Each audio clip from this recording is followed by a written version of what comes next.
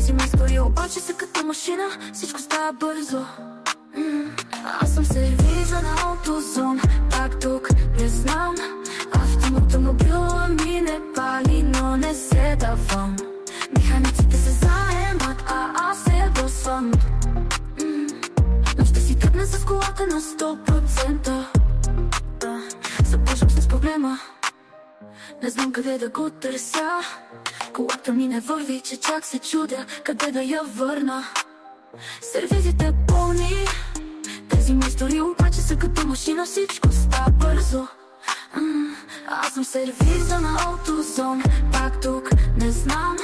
Автомобила ми не пали, но не се давам.